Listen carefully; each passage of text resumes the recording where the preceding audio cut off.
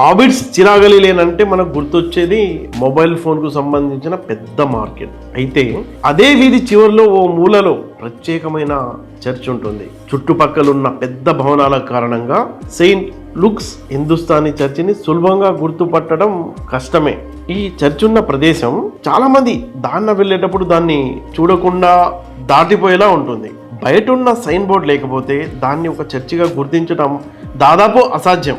క్రైస్తవ పవిత్ర స్థలాన్ని అలంకరించే సాధారణ క్లాసిక్ రివైవల్ శైలి, అదే Gothic architecture Saint looks Hindustani చర్చిలో కనిపించదు. ఇది సాదాసీదా దీర్ఘ చతురాస్రాకార నిర్మాణాన్ని కలిగి ఉంది. దీని ప్రత్యేకత ఏంటంటే ఇక్కడ ఉర్దూలో ప్రార్థన జరుగుతుంది. చర్చి లోపల ఉర్దూ శాసనాలు, ఉర్దూ బైబిల్ని చూడవచ్చు. ప్రతి ఆదివారం ఉదయం 11 గంటలకు ఉర్దూ భాషలో ప్రార్థన ఉంటుంది.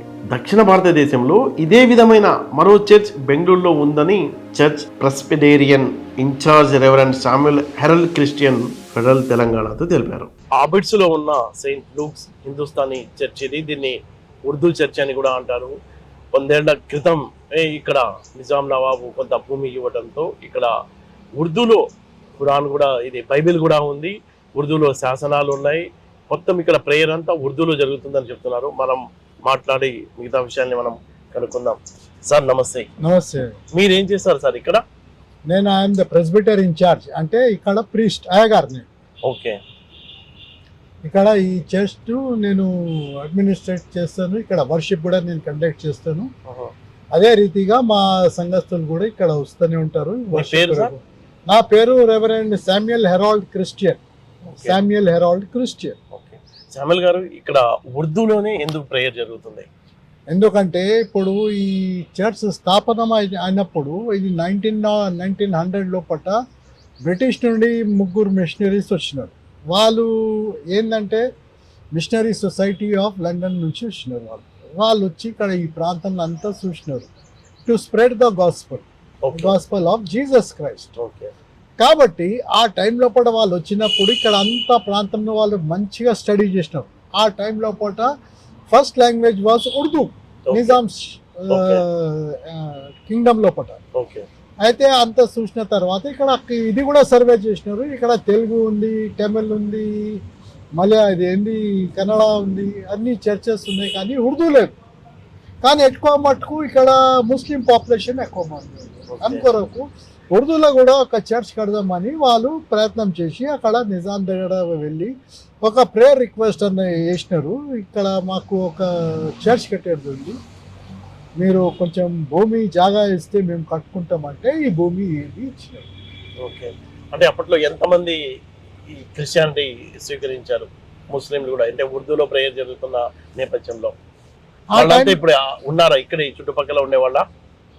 ఆ టైం లోపల 1900 లోపల ఆయన వాళ్ళు చూసినాక తర్వాత వాళ్ళు ఏం చేసినారు, ఇక్కడ ఒక ఇల్లు కిరాయితో తీసుకొని ఉర్దూ లాంగ్వేజ్ నేర్చుకొని రీడింగ్, రైటింగ్, ప్రీచింగ్ ఇవన్నీ వాళ్ళు నేర్చుకున్న తర్వాత అప్పట్లోపట ఇది గుడి కట్టిన తర్వాత ఇప్పుడు చాలామంది ముస్లిమ్స్ వచ్చినారు, హిందూస్ కన్వర్టెడ్ అయినారు, ముస్లిమ్స్ కూడా కన్వర్టెడ్ అయినా. ఆ టైం లోపల నేను I cannot give you exact ఎంతమంది వచ్చినారు ఎంతమంది అని, ఎందుకంటే 19 నేనే పుట్టలే అప్పుడు. అవును, నేను ఎట్లా చెప్పగలను?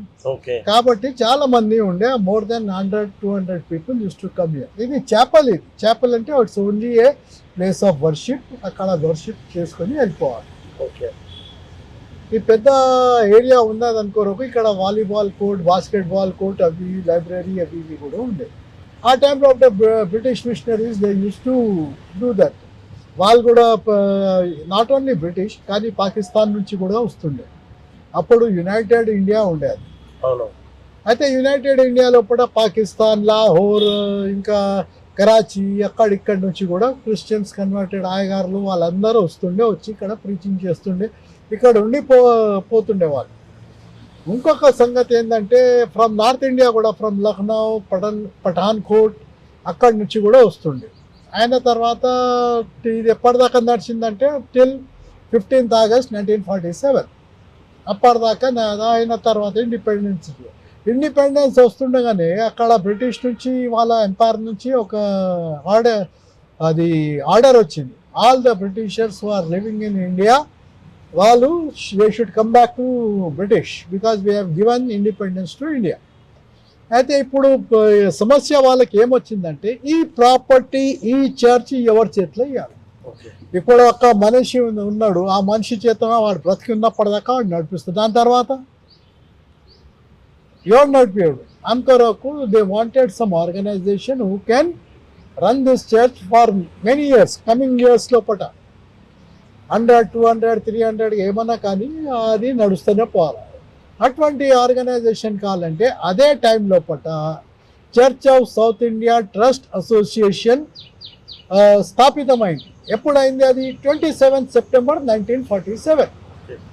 అదే ఇది ట్రస్ట్ అసోసియేషన్ అనుకోరకు ఇది ఒక సంస్థ. ఇది సంస్థ లోపల ఈ ప్రాపర్టీ వర్షిప్ గిర్షిప్ అంతా దాంట్లోపల వేసేయాలి. దాంట్లోపల వాళ్ళు చేసినారు. దాని తర్వాత CSI is taking care of all the things, అంటే నడిపించడం చేపించడం అవన్నీ వాళ్ళే చూసుకుని ఇప్పటిదాకా నడుస్తుంది. ఇంకా భవిష్యత్తు ఇంకా ముందు కూడా నడిపిస్తారు. ఎంతమంది వరకు వస్తారు సార్ ఇక్కడ ప్రేయర్? ఇప్పుడు అప్పుడేమో ఉండే చాలా మంది వస్తుండే అప్పుడు. ఇప్పుడేమో ఇప్పుడు 1947 అయినాక చాలా మంది ముస్లిమ్స్ కన్వర్టెడ్ క్రిస్టియన్స్ వాళ్ళు ఏమన్నారు, you don't want to be with the Hindu rule and all this thing, so we want to go back at least. అప్పుడు పాకిస్తాన్ ఈ ఇండియా ఇవన్నీ డివైడ్ అయిపోయింది. అయితే సమ్ వెంట్ టు పాకిస్తాన్, కొంతమంది ఈస్ట్ పాకిస్తాన్, కొంతమంది యూరోప్ వెళ్ళిపోయినారు, కొంతమంది అమెరికా అట్లా ఫారిన్ కంట్రీస్కి వెళ్ళిపోయినారు. ఇప్పుడు చాలా తక్కువ ఉన్నారు, ఒక 35 ఫ్యామిలీస్ ఉండొచ్చు. ఓకే, వాళ్ళంతా కన్వర్ట్ అయిన వాళ్ళ లేకపోతే రియల్ గా ఇక్కడ ఉన్న క్రిస్టియన్లైనా? రియల్ గా ఇప్పుడు 100% ఇండియా లోపల ఎంతమంది క్రిస్టియన్స్ ఉన్నారు వాళ్ళందరూ కన్వర్టెడ్ 100%. ఎవరు అది ఆదాము జీసస్ క్రైస్ట్ సంతానం ఎవరు లేరు, అందరు ఇక్కడ ఉన్న వాళ్ళందరూ కన్వర్టెడ్ అయినారు. నేను కూడా కన్వర్టెడే.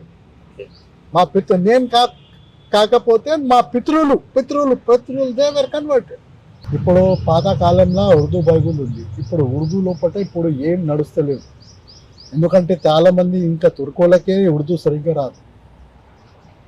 ఇప్పుడు కన్వర్ట్ అయ్యేటోడు ఆయన ఏం చేస్తుంది అనుకోరకు ఏంటంటే ఉర్దూ చర్చ్ అని అన్నారు. కానీ ఇక్కడ చాలా మటుకు మా జనాలు ఎట్లా వస్తున్నారంటే they are coming from north India. ఇప్పుడు people are coming from north India to Hyderabad. ఏంటంటే వాళ్ళది అది ట్రాన్స్ఫర్ అయ్యి వచ్చినారు, గవర్నమెంట్ జాబ్స్లోకి వెళ్ళి లేకపోతే ఎంఎన్సీస్లోకి వెళ్ళి ట్రాన్స్ఫర్ అయ్యి ఇక్కడ వచ్చినారు. ఇప్పుడు వాళ్ళకి హిందీ కావాలి. హిందీ అంటే ఎక్కడి నుంచి దొరుకుతుంది? ఇది ఉర్దూ చర్చ్. అందుకొరకు మేము హిందీ అండ్ ఉర్దూ మిక్స్ చేసి మేము చేస్తున్నాం. లిటరచీ ఉర్దూలోనే ఉంటుంది, కానీ ప్రీచింగ్ గీచింగ్ బైబిల్ రీడింగ్ అవంతా హిందీలోనే నడుస్తుంది.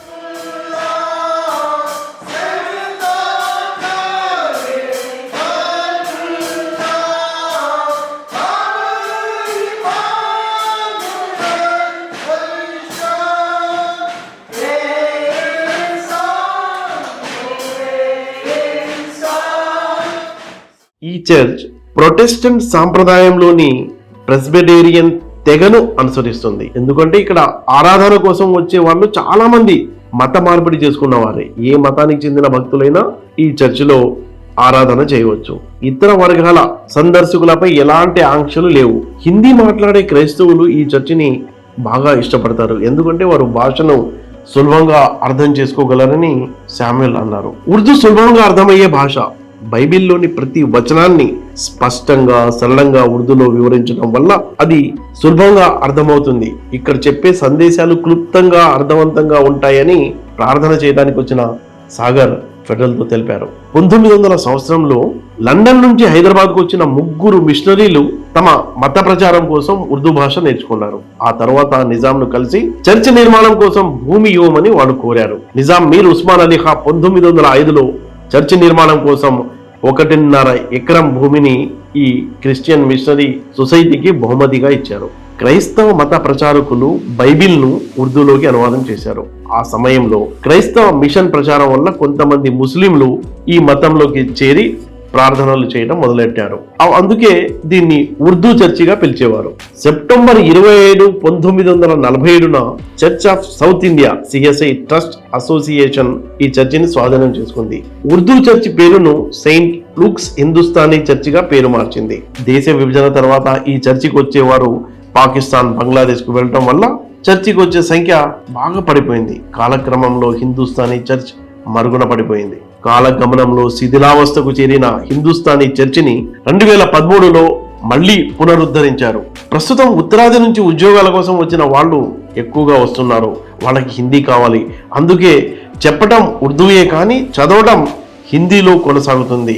ఇక్కడ ప్రస్తుతం హిందీ నడుస్తుంది అని చర్చిలో in-charge Reverend Samuel Harold Christian Federal తెలంగాణతో తెలిపారు. ప్రొటెస్టెంట్ క్యాథలిక్ చర్చిలు సాధారణంగా స్థానిక భాషల్లో తమ ప్రార్థనల్ని నిర్వహిస్తాయి. ఉదాహరణకు సికింద్రాబాద్లోని సెంటనరీ బాప్టిస్ట్ చర్చ్ 1875లో స్థానిక తెలుగు ప్రజల కోసం నిర్మించారు. అయితే సికింద్రాబాద్ రైల్వే స్టేషన్ సమీపంలోని సెయింట్ థామస్ తమిళ క్యాథడ్రల్ 1852లో స్థానిక తమిళ క్రైస్తవుల కోసం నిర్మించారు. ఇక ఈ సెయింట్ లూక్స్ హిందుస్థానీ చర్చిని ఉర్దూ మాట్లాడే వారి కోసం నిర్మించారు.